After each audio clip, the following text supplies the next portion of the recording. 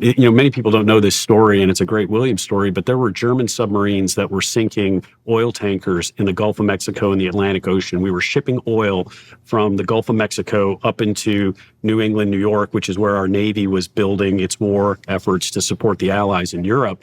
And literally, there were 7 billion barrels of oil used by the Allies during World War II. 6 billion of those barrels of oil came from the United States. So we were fueling the war efforts in Europe, but our oil tankers were being sunk by German submarines. They were literally hunting the shorelines of America, so much so that there were stories that in the Caribbean that they talked about the Caribbean waves of oil washing ashore because American oil was being sunk by German submarines. The U.S. government called upon industry, and Williams stepped up and built the war emergency pipelines, which were 2 pipelines built from Texas to New York, 3,000 miles of pipeline built in under a year.